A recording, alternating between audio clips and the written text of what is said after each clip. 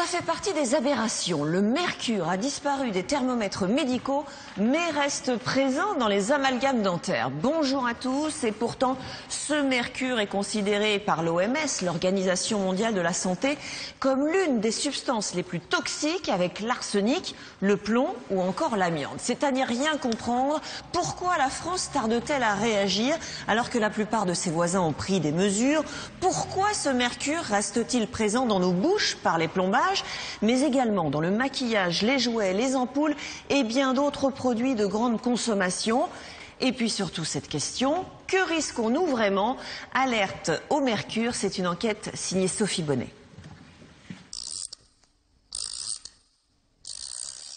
Imaginez une substance toxique cachée à l'intérieur de notre corps, à l'intérieur de notre bouche, dans les aliments, dans nos produits d'hygiène, le maquillage, les ampoules, les jouets en plastique, les feutres et beaucoup d'objets de la vie quotidienne. Cette substance existe, il s'agit du mercure. Ce métal à l'état liquide, présent autrefois dans les thermomètres, est encore largement utilisé par les industriels pour ses nombreuses propriétés chimiques.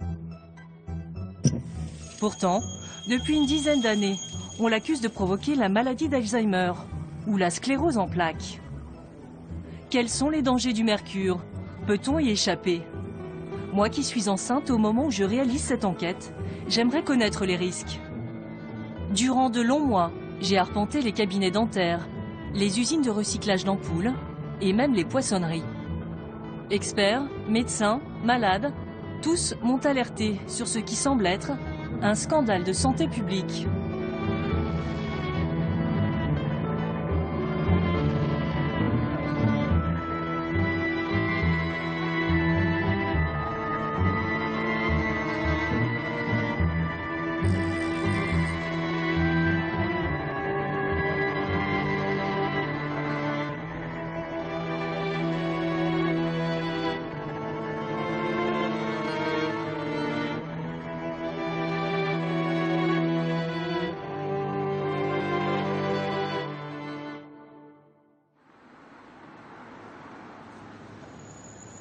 À petite dose, le mercure se cache dans notre quotidien. Marie Grossman est une scientifique française. Depuis 20 ans, elle se bat pour faire interdire l'utilisation de ce métal toxique et invisible.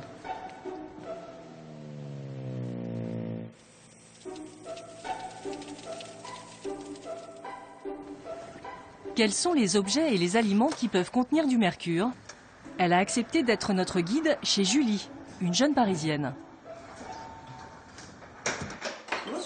Vous allez bien? Oui. Alors, est-ce que vous savez si on va trouver du mercure dans cette maison? Vous avez déjà une idée? Ben, j'imagine qu'il y en a dans les thermomètres parce que j'ai essayé de me séparer d'un thermomètre. Et un vieux thermomètre? Ouais. Vous en avez un? Ouais, ben, je vais vous montrer. Direction la salle de bain, l'une des pièces où l'on peut trouver le plus de mercure. Alors, ce thermomètre, où est-il? Et voilà, il est ici. Attention, il ne faut pas le casser. Oui. Voilà, c'est bien un thermomètre médical au mercure. Ils ont été interdits en 98. Et c'est vrai qu'il vaudrait mieux ne pas le garder parce qu'il y a pas mal de mercure là-dedans. Et en cas de casse, ça peut être dangereux. Ah, comment on fait pour s'en séparer? Vous avez essayé la pharmacie? Mais oui, mais ils n'en veulent pas. Donc là, la meilleure solution, c'est de vous adresser à votre mairie. Plus surprenant, le maquillage peut aussi contenir du mercure. Ah ben voilà, ça c'est du mascara. Oui. Donc dans le mascara, on peut encore mettre du mercure, c'est pas interdit. Et puis dans les crayons pour les yeux, le mercure là sert de conservateur. Ah. Il vaut mieux éviter. Et du coup, qu'est-ce qu'on peut faire? Il faut on peut prendre sans acheter conservateur, ça existe? Oui, dans les produits bio. D'accord. Le mercure peut être également utilisé par les industriels comme fixateur de couleurs. Des colorants, des teintures pour cheveux. Ouais. Donc là, on peut encore trouver du mercure, ça n'est jamais indiqué, cette fois-ci comme colorant. D'accord, mais il n'y a aucun indicateur? Non, pas d'étiquetage. Produits à lentilles, colliers, cosmétiques, le mercure peut être présent dans de nombreux produits d'hygiène sans que le consommateur en soit informé. Qu'en est-il pour le reste de la maison? Alors là, c'est le salon. Alors, certains fabricants de plastique utilisent aussi le mercure pour fixer la couleur rouge. Voilà, vous avez un petit jouet ici, donc rouge. Cette couleur rouge, hein, on peut trouver du mercure, c'est pas interdit. Bon, tant que évidemment on ne mordille pas, il ne va pas s'évaporer ce mercure. Mais c'est pour enfants, donc c'est fait pour mordiller, je pense. Hein. Donc c'est quand même dommage d'avoir des toxiques dans les jouets, c'est inadmissible. Le mercure se cache aussi dans le tabac, les piles-boutons, les ampoules à économie d'énergie et certains feutres rouges. Aujourd'hui, il a envahi notre quotidien. Mais depuis quand ce métal est-il utilisé? Et d'où vient-il?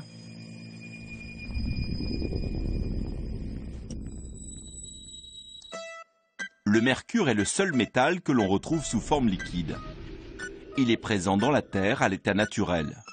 Dès qu'il chauffe, il émet des vapeurs très nocives. Les Romains s'en servaient déjà comme pigment. Mais dans les mines de mercure, leurs esclaves mouraient prématurément. Il y a 2000 ans, le philosophe Pline l'Ancien écrivait déjà « Il est reconnu que le mercure est un poison. Il faut prendre garde qu'il ne pénètre pas dans les viscères. » Au Moyen-Âge, les médecins s'en servent comme médicament. À partir du 19e siècle, on commence à l'utiliser dans les plombages dentaires. Les industriels découvrent ensuite les propriétés chimiques du mercure et il entre dans la composition de nombreux objets. Mais en 2007, l'Organisation mondiale de la santé le classe parmi les 10 substances les plus toxiques, avec l'arsenic, le plomb et l'amiante. Nous poursuivons notre visite chez Julie, direction la cuisine. Le mercure se retrouve même dans nos assiettes. Il contamine un aliment pourtant réputé sain et conseillé aux enfants, le poisson. Voilà. Émietté de thon, là, forcément il y a du mercure, hein, avec une valeur limite à ne pas dépasser. Pour les femmes enceintes et les jeunes enfants, il vaut mieux éviter de consommer des poissons carnassiers, du type du thon, hein, qui peuvent contenir plus de mercure.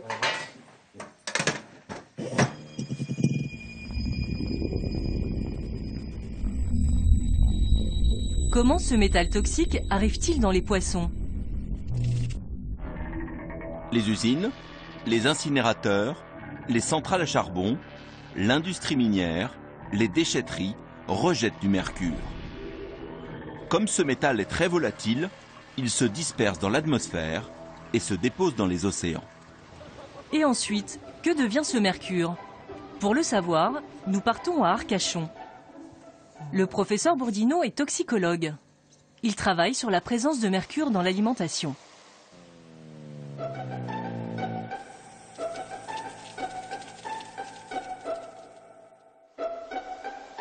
Le mercure se retrouve-t-il dans tous les poissons? Faut-il éviter certaines espèces? Nous lui présentons les poissons marins les plus consommés en France. La sardine, le saumon, le maquereau, le merlu, le bar céphilé et puis du mulet. Tous ces poissons contiennent du mercure. Les sardines sont, vous le voyez, des petits poissons. Elles sont peu contaminées en mercure, mais elles en contiennent toujours.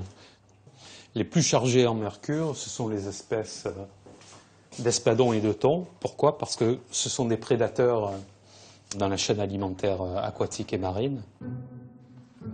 En fait, le mercure déversé dans l'océan contamine d'abord le plancton. Ce plancton est ensuite mangé par les petits poissons, qui sont eux-mêmes mangés par les gros. Les prédateurs en bout de chaîne alimentaire sont donc les plus contaminés. Ce qu'il faut, c'est privilégier la variété des espèces de poissons consommés. Bien entendu, en ce qui concerne le thon et l'espadon, il faut en consommer très peu. Parce que là, il y en a bien pour 400 grammes. Si je mangeais cette quantité-là d'espadon, il faudrait que pendant quasiment 2 mois, je ne mange plus de poisson. Pourquoi une telle prudence? En 2013, le professeur Bourdineau a réalisé une expérience sur 3 groupes de 12 souris. Pendant 2 mois, chaque jour, il a ajouté à leur alimentation une quantité très faible de poissons achetés dans des grandes surfaces. Un mélange de cabillaud, thon, espadon et saumon. En 2 mois, les effets constatés sur les souris sont très inquiétants. Même en consommant des quantités minime de poissons, les souris sont atteintes de troubles de l'humeur, d'anxiété, de tremblements, de problèmes de mémoire, de comportements parkinsoniens et d'une baisse du nombre de neurones. Le poisson que nous mangeons est-il sans danger? Nous avons voulu savoir quel était le niveau de contamination du thon et de l'espadon en menant nos propres analyses. Nous avons acheté 9 échantillons frais et surgelés dans des poissonneries et des grandes surfaces. Nous les avons fait analyser en laboratoire. Et les chiffres sont inattendus. Tous les échantillons contiennent du mercure dans des quantités importantes.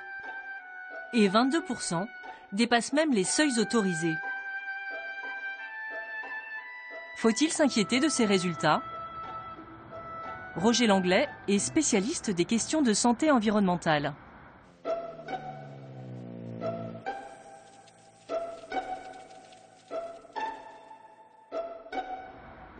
Il a longuement enquêté sur le mercure. Nous lui demandons ce qu'il pense de nos analyses. Mais hélas, ils correspondent exactement à ce que j'en connais, c'est-à-dire qu'on a des dépassements systématiques des valeurs limites, en fait les normes à ne pas dépasser. Parce qu'il ne faut pas oublier que le mercure, c'est cumulatif. C'est-à-dire que ce qu'on assimile, eh bien, l'essentiel reste dans l'organisme, c'est un peu comme la radioactivité. Donc même si les doses sont faibles, plus on commence jeune, eh bien, ça va s'accumuler tout le long de la vie et les dégâts vont être considérables. Et il n'y a pas de norme de fixer sur le dépassement sur une existence, vous voyez. Et là, le problème, c'est qu'on nage dans un système totalement hypocrite. Et en plus, quand les normes sont dépassées, qu'est-ce qui se passe? C'est que les poissonniers les vendent quand même, puisqu'ils n'attendent pas les résultats. Mieux vaut donc consommer en priorité les petites espèces de poissons. Car même si les doses sont faibles, elles s'accumulent. Et le mercure n'est jamais sans risque. Mais l'endroit où l'on trouve le plus de mercure, curieusement, ce sont nos dents. Les dentistes utilisent encore fréquemment ce métal pour soigner les caries. Les plombages que l'on pose sur les dents ne contiennent pas de plomb, mais jusqu'à 1 gramme de mercure pur mélangé à d'autres métaux. Les patients le savent-ils? À la sortie d'un centre dentaire, nous les interrogeons. À votre avis, qu'est-ce qu'il y a dans un plombage? C'est du métal, je pense, oui. Du plomb? À votre avis, c'est du plomb? J'ai pas d'idée, j'en sais rien en fait. Il y avait de l'antimoine, je crois. Autrefois, je ne sais pas ce qu'il y a, non, très honnête. Si je vous dis que ça contient 50% de mercure, ça vous étonne? Ah oui, alors là... Si je vous dis que ça contient 50% de mercure? Non, c'est pas possible. Aujourd'hui en France, la moitié des dentistes continuent de poser des plombages. En langage médical, on les appelle les amalgames. Mais quelles informations reçoivent les patients sur la présence de mercure? Nous avons fait des demandes à plus de 100 dentistes dans toute la France. Aucun d'entre eux n'a accepté de nous accueillir. Nous obtenons finalement l'accord d'un centre dentaire en Picardie. Madame Kataker, s'il vous plaît. Bonjour madame, monsieur. Bonjour. Le docteur Rodriguez est une dentiste espagnole. Elle s'est installée en France il y a 2 ans. Bonjour. Bon, vous pouvez vous asseoir, prenez place, s'il vous plaît. Et pour elle, il n'y a pas lieu de polémiquer sur l'amalgame, qu'elle utilise souvent. Moi, ça me prépare aussi. La patiente d'aujourd'hui, Caroline, consulte pour 2 caries. Merci. Je vous mets une serviette. Alors, la première chose qu'on va faire, c'est nettoyer la carie. Et après, on décidera les matériaux qu'on va mettre. Le docteur Rodriguez a le choix entre 2 matériaux. Soit le composite, une pâte de couleur blanche qui ne contient pas de mercure, soit l'amalgame de couleur argentée qui, lui, contient du mercure. Ok, bon, maintenant on va faire une amalgame. La dentiste a choisi de poser un amalgame sans consulter sa patiente. L'assistante va alors préparer des petites capsules. Expliquez-nous ce que vous faites. Donc ça, c'est une capsule d'amalgame, d'accord. Donc je l'enclenche dedans. Voilà. Je la fais vibrer 5 secondes qui est déjà programmée. Je vais faire ça. Voilà. Elle contient quoi, la capsule? De l'amalgame. Ce que l'assistante ne précise pas, c'est que chaque capsule contient 1 gramme de mercure pur. Les vibrations ont permis de mêler le mercure à plusieurs métaux comme l'argent et le cuivre. Le mélange va être travaillé, puis inséré à l'intérieur de la dent.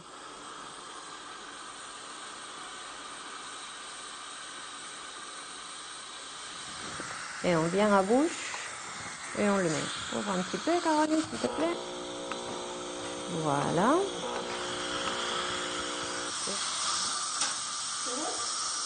Et on comprime. Le principal intérêt de l'amalgame est son faible coût.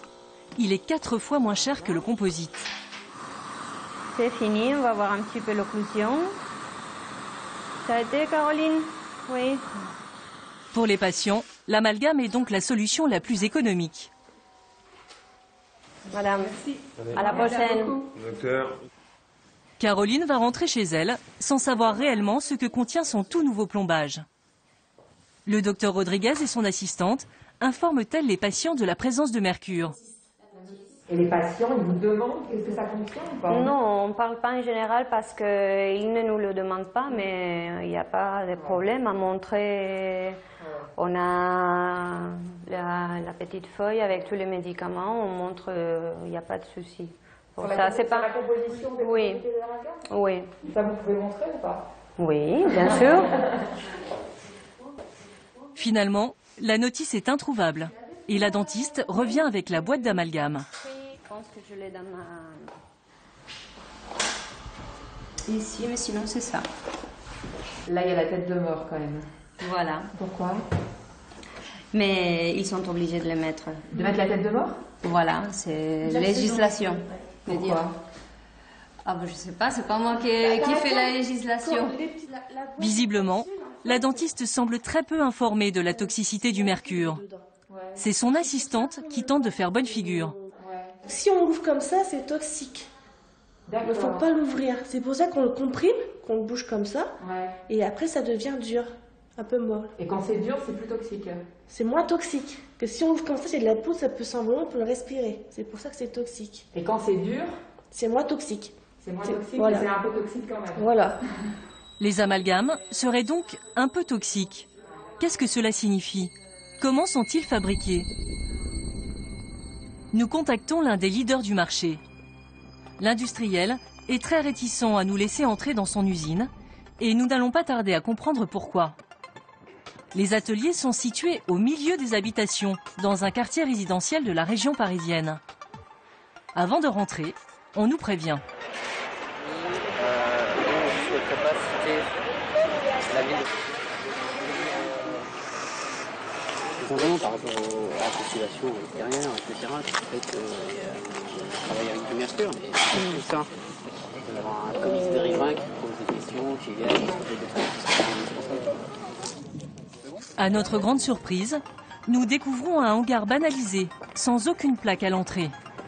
Apparemment, l'entreprise tient à rester incognito. Il faut connaître. C'est bon, on nous a ouvert, merci. À l'intérieur, nous pénétrons dans une sorte d'entrepôt. Et visiblement, je ne suis pas la bienvenue. On peut laisser les affaires ici? Allez, enceinte pour le mercure. Oui. Interdiction aux femmes enceintes. D'accord. Ouais. Premier... La réglementation, je ne peux pas. Non, mais D'accord. Et là, du coup, en fait, vous n'avez pas de femmes qui travaillent là-bas? Si. Si. Mais elles sont pas enceintes. Et si elles vous annoncent au bout de 2 mois, par exemple, qu'elles sont enceintes, ça pose un problème ou pas ça, Moi, je m'arrange à embaucher des gens qui n'ont pas assez l'âge. Ouais. Voilà. Je vous suis. On évite d'embaucher des femmes en âge de procréer et on préfère cacher aux riverains l'activité réelle de l'usine. Tout cela ne semble pas très rassurant. À aucun moment, le caméraman ne peut voir le mercure. Il filme les capsules d'amalgame une fois terminées et n'obtient pas d'informations sur leur toxicité. Nous parvenons finalement à nous procurer les fiches de sécurité établies par les fabricants d'amalgame. Et le produit semble bien loin d'être inoffensif. Mortel par inhalation, peut nuire au fœtus, très toxique, risque pendant la grossesse. D'ailleurs, en 2011, un rapport d'experts du Conseil de l'Europe déconseille la pose d'amalgame dentaire, particulièrement chez les femmes enceintes et les enfants. Ce principe de précaution est-il suivi par les dentistes français? Nous faisons une demande de tournage dans un centre dentaire pour enfants à Paris pour assister à une pose d'amalgame. Bonjour. Mais à notre arrivée, curieusement, le programme a changé. Du coup, là, aujourd'hui, il n'y a pas d'amalgame qui va être posé là, cet après-midi. Ben, c'est compliqué parce que c'est vraiment un sujet de polémique quand même, l'amalgame. Enfin là, vous vous attaquez à quelque chose... En plus, c'est vraiment au niveau de l'OMS, chez la femme enceinte, chez l'enfant de moins de 6 ans, c'est non, pas d'amalgame. Donc, là, quand vous en posez, par exemple, c'est dans quel cas? ça peut arriver chez des enfants polycarieux, dans des situations... Là, ça vous ennuie de l'expliquer? Franchement, ouais. L'équipe soignante semble très mal à l'aise sur le sujet. Visiblement, malgré ce principe de précaution, ils en posent à certains enfants, mais ne souhaitent pas le montrer. Ce manque de transparence est-il propre à la France? Que se passe-t-il chez nos voisins? De l'autre côté du Rhin, à quelques kilomètres de la frontière française, le docteur Schlar a accepté de nous recevoir. Ce matin, un patient vient pour une carie. Mais ici, contrairement à la France, avant de débuter les soins, on commence d'abord par un entretien. La semaine dernière, vous aviez décidé de poser un composite. Avez-vous changé d'avis depuis notre rendez-vous? La loi allemande oblige en effet le dentiste à informer le patient des avantages et des dangers des matériaux utilisés. Après un délai de réflexion d'1 semaine, ce patient confirme son choix pour un composite. Voici le formulaire. Là, c'est le matériau que nous avions choisi avec ses caractéristiques et voici le prix. Si vous êtes toujours d'accord, il faut signer le papier. Même pour un acte en apparence anodin, le patient doit donner son accord par écrit. Les soins peuvent enfin commencer. J'ai nettoyé et j'ai enlevé la carie. Maintenant, on va poser le composite en plusieurs couches. Et il n'a pas de mercure dans ces matériaux. Et ça, c'est le grand avantage. Comme la plupart de ses confrères, le docteur Schlar a décidé d'arrêter de poser des amalgames depuis plus de 10 ans. Tschüss, mach's gut.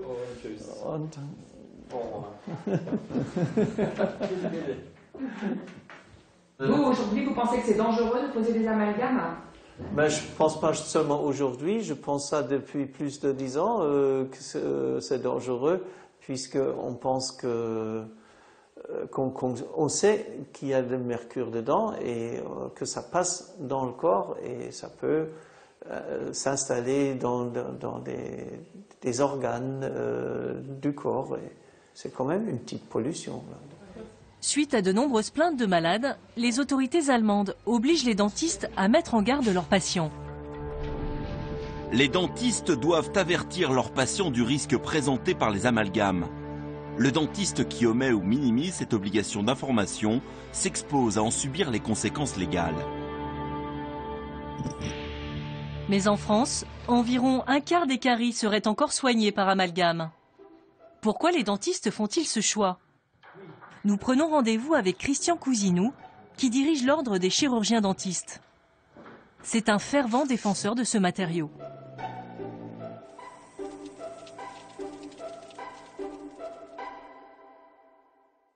Le mercure, il est toxique pour ça. Effectivement, le mercure est toxique. Dans les amalgames, il y a entre 45 et 50% de mercure, mais il est lié à l'argent. Donc, il y a très peu de libération du mercure. Si vous avez par exemple 5 plombages en bouche, vous allez avoir un dégagement de quel ordre? Je ne sais pas, madame, mais moi, je vais vous dire personnellement, j'ai une dizaine d'amalgames en bouche depuis l'âge de jeune, une dizaine d'années. Et vous voyez, j'ai 71 ans, j'ai manipulé de l'amalgame toute ma vie, puisque ça fait 46 ans que j'exerce.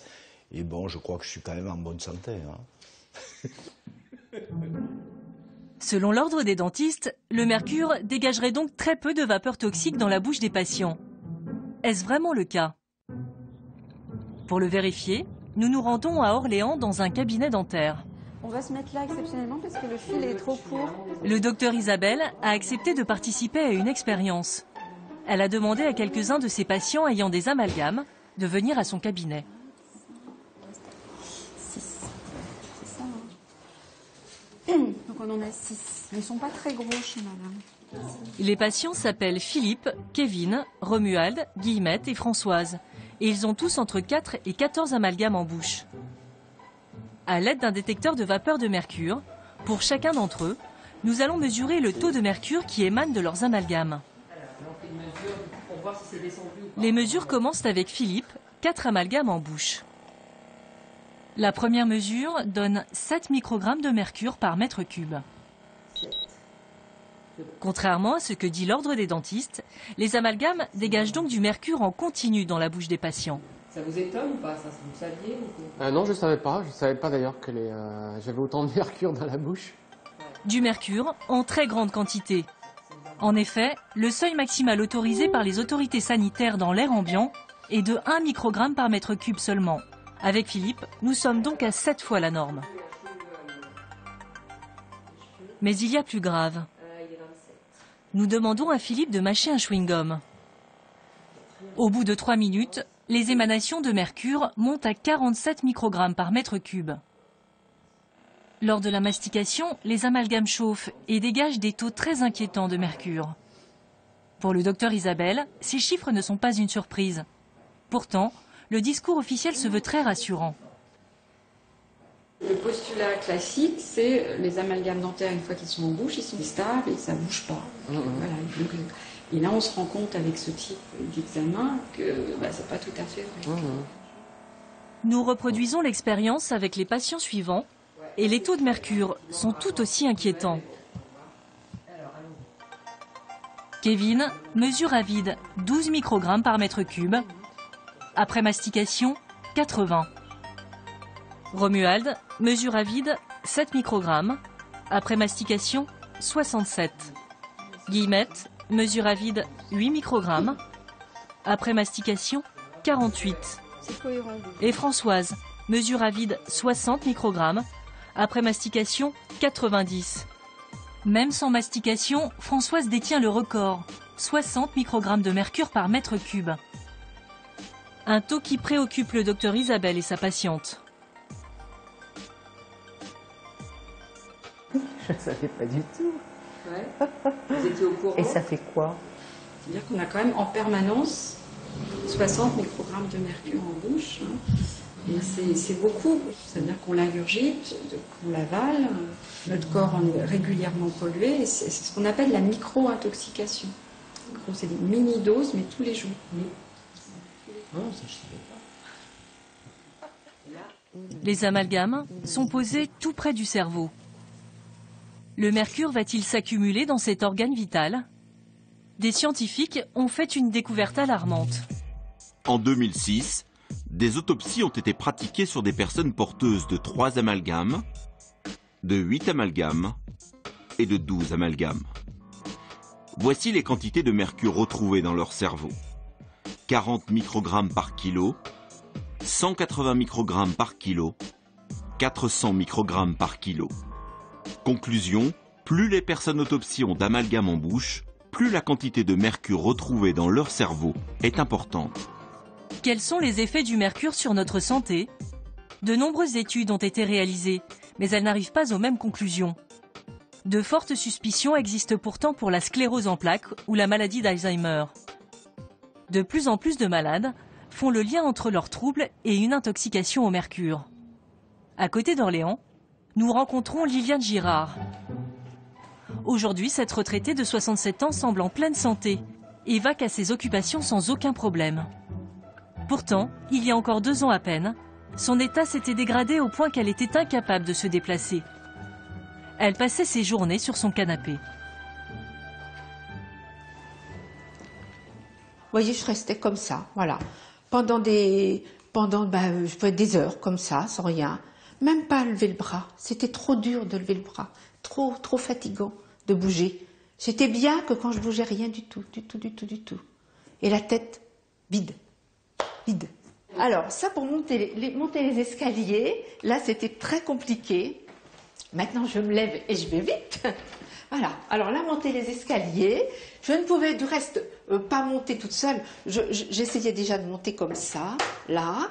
Et c'était mon mari qui était derrière, qui me prenait sous les bras et qui me montait. Je montais comme ça, voilà. Et là, j'avais beaucoup de marches. Ça me semblait énorme. Et c'était douloureux? Ah, c'était douloureux. À me tirer les larmes des yeux. Ah oui, oui, oui. Et puis, le cœur, alors qui s'emballait parce que je faisais un effort. Et qu'est-ce que vous vous disiez? Je crois que j'aurais ouvert la fenêtre, puis voilà. Hein, et voilà. Je n'en pouvais plus. Je n'en pouvais plus. Pendant 10 ans, Liliane Girard multiplie en vain les examens médicaux. Voilà, ce sont tous les éléments de mes dossiers. Un jour, elle tombe sur un ouvrage qui traite des intoxications chroniques aux métaux lourds. Elle fait le lien avec tous les symptômes dont elle souffre. Je feuillette et je me dis, mais ça correspond à ce que j'ai. J'appelle mon mari, je lui dis, oh là, regarde, je crois que ça y est, j'ai une piste. En France, ces intoxications ne sont pas reconnues par les pouvoirs publics. J'avais 24, après je suis passée à 23. Liliane part faire des analyses en Belgique. Et résultat, ces taux de métaux lourds sont très élevés. Le mercure, par exemple, est 25 fois au-dessus des normes. À l'époque, Liliane a 9 amalgames dans la bouche. Alors, quand j'ai reçu les analyses, eh bien, ce que je pourrais vous dire, c'est que j'étais très heureuse de voir que j'étais intoxiquée. Parce que je me dis, là, au moins, ça y est, je sais ce que j'ai, et ce n'est pas dans ma tête. Hein. J'ai bien un problème de santé. Liliane se rend alors chaque mois en Belgique, où elle reçoit un traitement pour éliminer les métaux lourds. Rien n'est pris en charge par la sécurité sociale, et en 3 ans, elle dépense 15 000 €. Mais depuis peu, Liliane est soulagée. Les voyages en Belgique sont terminés. Elle est désormais soignée à l'hôpital d'Orléans. Bonjour mesdames, je cherche le docteur Boutret, s'il vous plaît. Je viens pour les chélations. Hein? Les chélations, ces traitements de détoxification sont fréquemment pratiqués en Belgique, en Allemagne ou en Hollande, mais en France, l'hôpital d'Orléans fait figure de pionnier. Chaque mois, Liliane reçoit par perfusion une substance qui fixe les métaux lourds et les élimine par les urines. Est-ce que le fait de passer la perf plus lentement diminue vos têtes? Est-ce que vous avez pu remarquer ça? Alors, moi, oui, je préfère. Oui, vous trouvez qu'il y a, oui, moins je de préfère. tête? Ah oui, je préfère. Oui. Augmenter la dilution ou passer plus lentement, quoi. En suivant le cas de Liliane, le docteur Boutret a pris conscience pour la première fois des symptômes causés par une intoxication chronique aux métaux lourds, comme le mercure. Je suivais notre patiente et puis et on se cassait les dents, j'essayais de la soulager avec mes petits moyens. Et puis un jour, elle est arrivée à la consultation en me disant « Docteur, je crois que j'ai trouvé ce que j'ai. » Alors là, je suis tombée, je suis restée assise sur ma chaise, j'en revenais pas, on s'était tous cassé les dents pendant des années à essayer de trouver... Et ça a été une grande claque parce que j'ai découvert que les intoxications chroniques aux métaux lourds existaient. Je ne savais même pas que ça pouvait avoir lieu, quoi. L'intoxication chronique aux métaux lourds n'est pas enseignée dans les facultés de médecine françaises. Liliane part donc se faire soigner à l'étranger, mais le docteur Boutret n'abandonne pas sa patiente. Donc elle s'est fait suivre longuement en Belgique. Et puis au bout de 7-8 chélations, j'ai vu ma patiente qui commençait comme une petite fleur là, à s'épanouir et comme quand on arrose une fleur, quoi. Ah, mais c'était miraculeux, quoi. Et donc ça m'a confortée dans l'idée qu'il fallait que j'aille me former. Et alors là, c'était un autre parcours du combattant. Le docteur Boutret décide d'aller se former aux Pays-Bas. En mars 2014, l'hôpital d'Orléans peut enfin commencer les chélations. À ce jour, une vingtaine de patients sont suivis dans le service. Clarisse, 22 ans, a été la toute première. Ces chélations ont commencé il y a 6 mois et les dernières analyses sont très encourageantes. J'ai eu des résultats pour vous. Ah, oui, bah oui, j'ai eu. Vous avez vu? Vous avez vu les résultats? Oui, oui. Ouais. Bon, vous êtes comment? Ah bah, je suis très contente. Très contente. Oui. D'accord. L'intoxication au mercure dont souffrait Clarisse date en réalité de son enfance. La fatigue. Moi, vers 6-7 ans, on m'a posé des amalgames dentaires. Seulement 6. Mais sur vraiment la même période, sur 1 an à peu près, une année scolaire, je pense. Mais voilà, ça n'a pas eu d'incidence immédiate sur moi, du tout. Donc voilà, je dirais que mon état de santé a commencé à se dégrader peut-être vers 14-15 ans, quelque chose comme ça. Des petites choses, hein, je sentais bien que j'étais beaucoup moins physique que les autres adolescents. Je sentais bien que le sport, je le faisais pas, que voilà, que j'étais fatiguée, que j'avais besoin de dormir plus. Et voilà, quand on est adolescent, on dort beaucoup. Mais moi, ça s'est pas arrêté en fait. Au fil du temps, Clarisse souffre de douleurs intenses et dort jusqu'à 18 heures par jour. Alertée par ces symptômes, le docteur Boutret lui prescrit des tests pour doser son taux de mercure. D'accord. Donc en fait, si on compare les premiers résultats, hein, on avait trouvé une mono-intoxication au mercure. Les résultats, c'était haut, puisqu'on était à 62 de chiffres, hein, donc c'est forte intoxication au mercure. En plus des chélations, Clarisse a aussi fait retirer ses amalgames dentaires qui contenaient du mercure. L'amélioration de son état de santé est très nette. Pour vous, il y a eu une amélioration. Il y a une amélioration à quel niveau? Dites-nous. J'ai beaucoup moins de douleurs. J'ai beaucoup moins de douleurs. Ça, c'est vrai que avant, j'avais tellement de douleurs qu'il n'y avait pas un seul endroit de mon corps qui ne me fasse pas mal en fait. Et c'est en commençant les chélations et en ayant cet effet sur les premières heures de chélation où on se sent vraiment bien, où je me suis rendu compte de ce que c'était que de ne pas avoir mal. Et plus les chélations ont avancé et plus mes douleurs ont disparu. Donc on prend rendez-vous en novembre? Pour certains patients comme Clarisse, le lien entre le mercure des amalgames et les problèmes de santé semble établi. Mais chaque personne va réagir différemment. Là, on a probablement tous des amalgames en bouche. Il y en a quelques-uns qui n'auront aucun signe alors qu'ils ont 6, 8 amalgames en bouche. Et qui vont se porter comme un charme et qui vont vivre jusqu'à 120 ans avec leurs amalgames et il n'y aura aucun souci. Et on ne va pas se prendre la tête à enlever des amalgames à ces gens-là, qui vont très bien. Et puis il y en a, ils n'en auront que 2 ou 3. Et parce qu'ils éliminent mal, parce qu'il y a des choses qu'on ne comprend pas, qui vont développer des signes d'intoxication chronique. Pour le moment, l'hôpital d'Orléans est le seul en France à traiter l'intoxication chronique au mercure. Mais peu à peu, le corps médical commence à prendre conscience du problème. Nous retrouvons le docteur Isabelle. Avec son assistante, elle ne pose plus d'amalgames, elle les enlève. Elles reçoivent aujourd'hui un patient qui vient faire retirer 2 amalgames. Pour se protéger des vapeurs de mercure, la dentiste doit suivre un protocole très précis. Voilà, donc là on va commencer à habiller le patient. Donc on met une blouse, une surblouse en fait de protection. Là, c'est pour éviter que le monsieur on ramène sur ses vêtements chez lui. On va mettre une charlotte sur le patient, sur la tête du patient, qui va protéger les cheveux, parce qu'on sait que le mercure aime bien aller se déposer sur les cheveux. Le patient avale ensuite une solution avec du charbon qui va absorber une partie du mercure. Voilà. Effectivement, si on ne prend pas de précautions, on peut rendre les gens malades.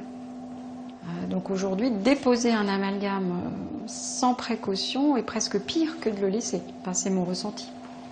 C'est mon sentiment aujourd'hui. Toujours partant? Alors, le docteur Isabelle et son assistante s'équipent de masques à charbon. Le retrait des amalgames va pouvoir commencer. Alors, on va enlever les 2 petites prémolaires. Là, il y a 2 amalgames. Le patient est lui aussi équipé d'un masque à charbon pour ne pas respirer de vapeur. Ça va? Ça va. Le docteur Isabelle utilise un fraisage particulier et une paroi de silicone autour de la dent. L'opération dure une dizaine de minutes.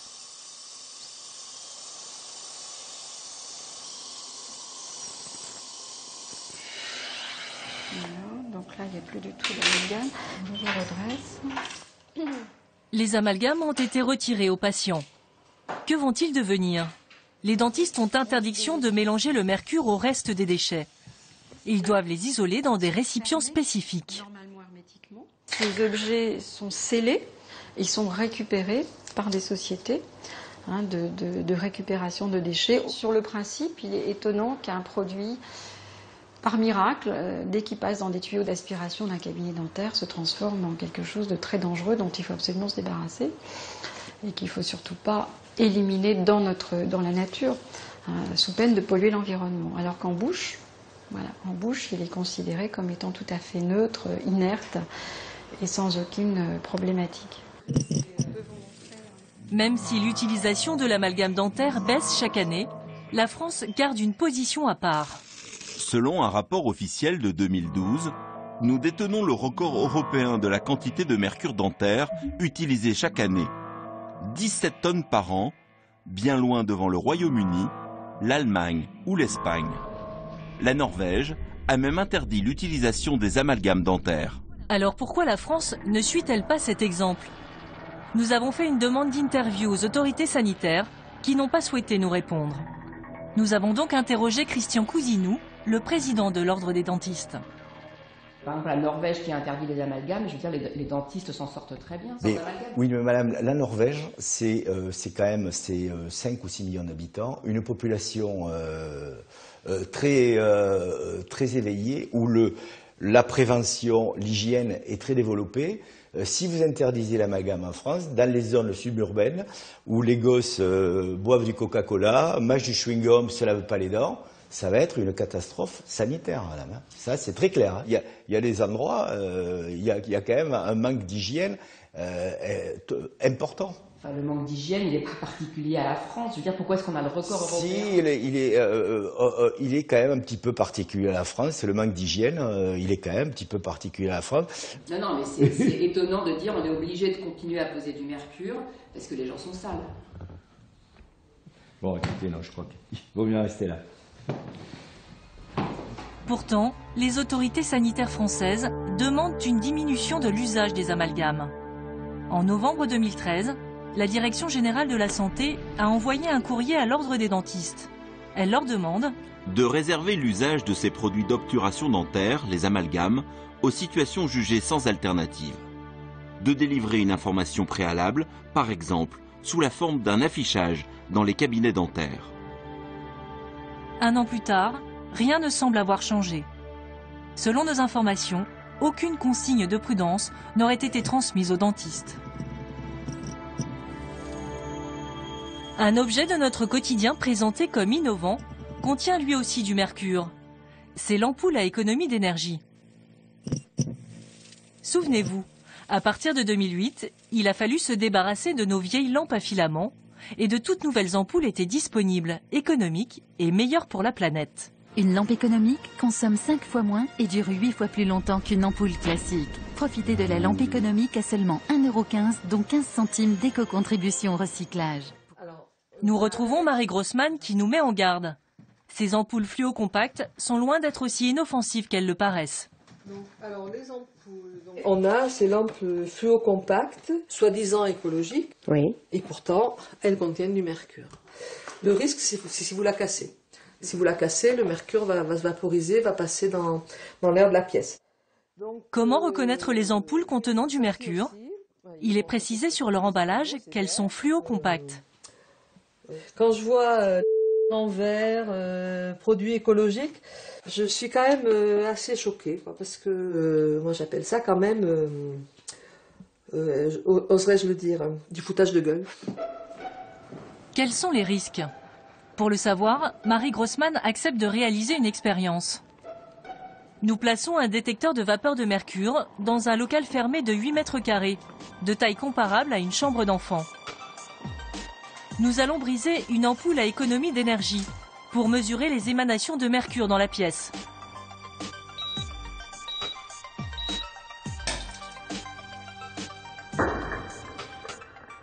Comme le mercure est plus lourd que l'air, il va stagner au ras du sol. En quelques minutes, le taux dans la pièce monte à 11 microgrammes par mètre cube. Dans les habitations, le taux maximal autorisé est de 1 microgramme par mètre cube seulement. Nous sommes donc très au-dessus des normes. Malgré l'aération, la pièce restera contaminée pendant plusieurs heures. Une inhalation de mercure, c'est jamais anodin. C'est-à-dire que cette petite dose de mercure, une bonne partie d'entre elles va se déposer en quelques secondes, hein, va se retrouver piégée dans le cerveau et elle va y rester pendant 25 à 30 ans. Donc elle va s'ajouter, elle va se cumuler à d'autres doses et au bout du compte, l'exposition qu'on aura eue aujourd'hui, eh bien dans 25 ans, j'en aurai encore la moitié dans le cerveau. Et c'est quand même un neurotoxique notoire. Alors que faut-il faire si vous cassez une lampe à économie d'énergie chez vous? Ouvrir en grand la fenêtre de la pièce, puis éloigner les enfants. Sortir et laisser aérer pendant 30 minutes. Revenir dans la pièce avec des gants et un masque à charbon. Ne pas utiliser votre aspirateur car il vaporiserait du mercure dans toutes les autres pièces de la maison. Mettre les débris de la lampe dans un sac fermé. À l'aide d'un scotch épais, ramasser les fragments de l'ampoule. À l'aide d'un essuie-tout humide, ramasser les petits débris qui restent. Laisser aérer toute la journée et jeter le sac dans un bac de recyclage pour les ampoules. En effet, il est interdit de mélanger les ampoules au reste des déchets. Il a même fallu mettre en place un circuit de recyclage spécial.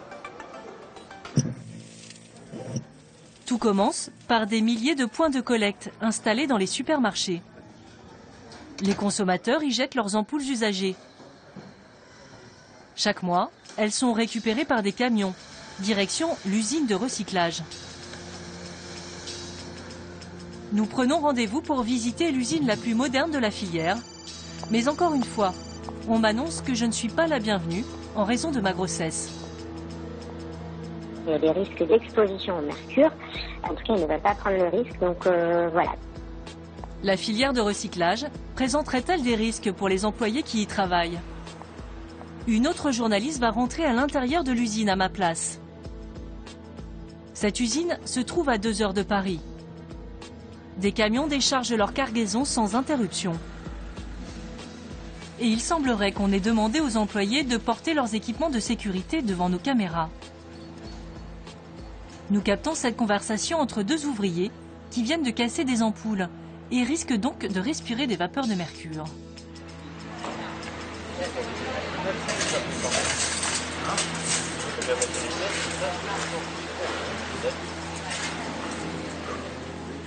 Hervé Grimaud dirige toute la filière française de recyclage des ampoules.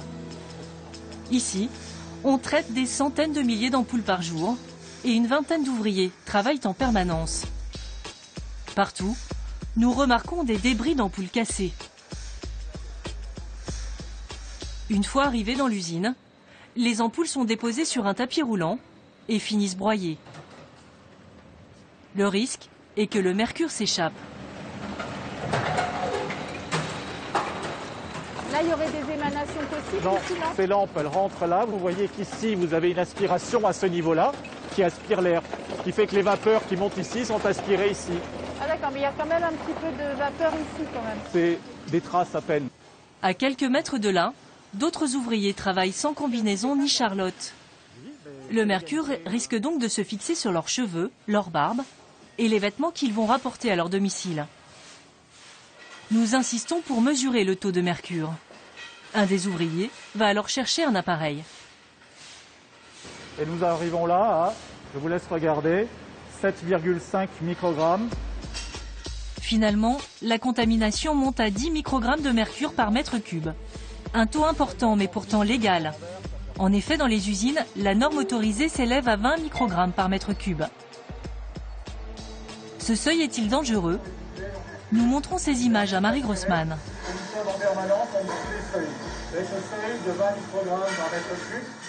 Alors, ces normes-là, elles sont censées protéger la santé des salariés. Le problème, c'est que l'état de la science ne dit pas ça. L'état de la science, elle va dire que 20 microgrammes par mètre cube de mercure, 8 heures par jour, c'est vraiment beaucoup trop. Ça signifie que la loi est plus tolérante envers les industriels et qu'on peut faire prendre des risques à ses employés. Pour le moment, le recul est insuffisant pour évaluer les risques pour les ouvriers, car ces usines sont trop récentes. D'ici 2020, la France doit interdire la présence du mercure dans la plupart des objets, y compris les ampoules. Mais les amalgames dentaires échapperont à cette interdiction. Quant au mercure contenu dans les poissons, il dépend de la pollution marine qui, jusqu'à aujourd'hui, ne cesse d'augmenter.